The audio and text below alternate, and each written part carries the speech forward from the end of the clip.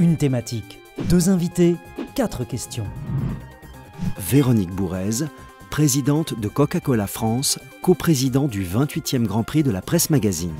Nicolas Bordas, vice-président Europe de TBWA, président Bing Worldwide, coprésident du 28e Grand Prix de la Presse Magazine. Point de vue. La campagne Lego a été plébiscitée par le jury. Comment l'interprétez-vous ? C'était un Grand Prix assez difficile à décerner parce qu'il y avait 3 très bonnes campagnes. Le fait que Lego ait gagné est pour moi très intéressant. D'abord, c'est un annonceur qui est relativement inhabituel dans les prix de la Presse Magazine, qui en plus a osé sortir de la convention qui consiste à parler surtout dans un univers magazine enfant pour rentrer dans un univers magazine adulte, et avec une campagne qui brille par son idée, par sa simplicité, très conceptuelle et très simple. C'est très intéressant que ce soit la campagne Lego qui ait gagné le Grand Prix, parce que c'est une marque certainement inattendue en presse magazine. Ce n'est pas une marque qu'on a l'habitude de voir, c'est une marque de grande consommation. Ce que l'on a aimé, ce que le jury a aimé, c'est vraiment la force de cette idée et la capacité de la presse magazine à participer à un repositionnement de marque, et en tout cas un relancement autour d'une idée très forte, très simple. Et là aussi, on est dans une espèce de paradigme de la presse magazine qui peut être simple, l'exécution est extrêmement bien réalisée et ça fait partie des critères importants. L'affinité entre la presse magazine et les univers premium est-elle en train de se renforcer ?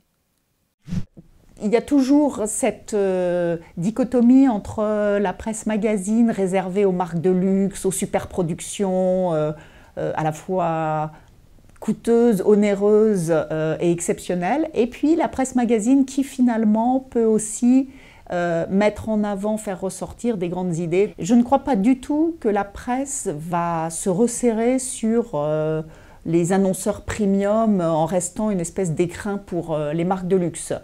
Ça ne veut pas dire que ce n'est pas important, c'est extrêmement important. Évidemment, la presse est un univers privilégié pour les marques de luxe, qui d'ailleurs font un travail remarquable. C'est aussi ce qu'on a vu dans ce Grand Prix, c'est la qualité extraordinaire de la création des marques de luxe.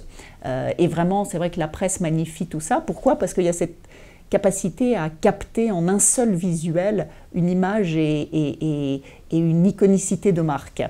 Maintenant, comme le démontre la campagne Lego, et il y en avait d'autres, il y a une vraie place pour la presse magazine, pour les marques qui ne sont pas des marques de luxe, qui sont plus des marques de grande consommation, de consommation quotidienne. Mais là, on a encore beaucoup de choses à inventer. Il est intéressant de voir que les plus belles campagnes cette année, et d'ailleurs la catégorie en question a obtenu plusieurs prix, sont les campagnes du luxe. Soit on se dit c'est parce que la presse magazine est particulièrement adaptée aux produits de luxe, ce qui est de mode, ce qui est tout à fait vrai. Soit on se dit qu'au fond, c'est parce qu'ils ont mieux compris l'usage du magazine, et ce sera la thèse que je défendrai. Je pense que pour toute marque qui a un enjeu de premiumness, comme on dit, de montée en gamme, la presse magazine est tout à fait appropriée. Regardez l'iPad par exemple, qui investit certes en télévision, mais aussi beaucoup en presse magazine. Pourquoi ? Parce que la presse magazine permet de donner une image iconique, permet à un moment donné, dans un monde qui certes est aussi très audiovisuel, de figer une image et de donner une valeur ajoutée d'imaginaire qui est celle qu'on achète aussi lorsqu'on achète les produits. Question de Véronique Bourez. Comment voyez-vous évoluer la création publicitaire de la presse magazine dans les 5 ans à venir ? Ce qui est très intéressant aujourd'hui, c'est la passerelle naturelle entre la presse magazine et les tablettes. On le voit avec des applications comme Flipboard, et on peut penser que de plus en plus les gens fréquenteront la presse magazine, comme ils le font déjà avec la presse quotidienne, dans une logique qui est soit l'usage papier, soit l'usage digital. Mais la fonction reste la même. C'est un contenu très fortement affinitaire avec son contexte. Mais de mon point de vue, il restera quelque chose d'inaliénable à la presse magazine, un rôle particulier qui est celui, à un moment donné, de faire passer soit une information spécifique, soit surtout une image unique et unifiée d'une marque et de son territoire. Au fond, on pourrait dire que la presse magazine est un peu le pivot d'une campagne. En tout cas, l'annonce presse magazine est le pivot d'une campagne. Très souvent aujourd'hui, quand on présente à des annonceurs une campagne digitale à base de banners, etc., on va commencer par l'incarner par le key visual, par le visuel de la presse magazine. Et donc je pense que ce rôle pivot restera indépendamment du plan qui est construit tout autour. Si on veut faire évoluer, et je le vois comme ça, la création en presse magazine, très clairement, c'est l'affaire d'un trio en tout cas, c'est-à-dire au niveau de la création, comment est-ce que les annonceurs, les agences et les titres de presse magazine, on invente des contenus. Donc ce n'est plus nécessairement une approche d'un visuel qui doit capter l'idée de la marque et l'iconicité de la marque, c'est plutôt quel contenu on peut prendre et comment on peut l'amplifier. Donc il y aura peut-être beaucoup plus de rédactionnel. Il y aura un rôle entre renvoyer sur le titre de presse magazine dans sa version digitale ou inversement créer du contenu sur le digital et l'amener, l'amplifier par la presse magazine en affinité avec la cible. Question de Nicolas Bordas. Qu'est-ce qui pourrait motiver les annonceurs à inclure davantage de presse magazine dans leur plan média ?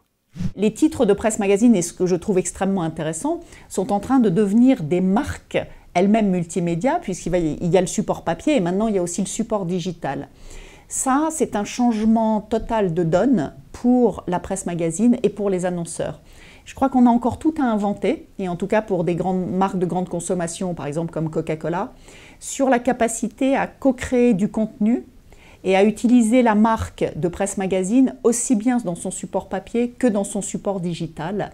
Et c'est vraiment comme ça qu'on va pouvoir ouvrir et développer la publicité en presse magazine. Il y a vraiment un enjeu pour les annonceurs de bien comprendre le rôle spécifique de la presse magazine dans leur plan.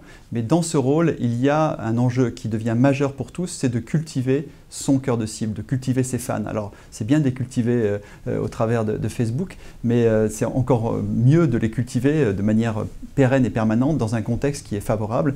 Et c'est vrai que beaucoup d'annonceurs ont intérêt à ne pas être absents de l'endroit où se trouvent leurs fans, où se trouvent leurs clients les plus importants.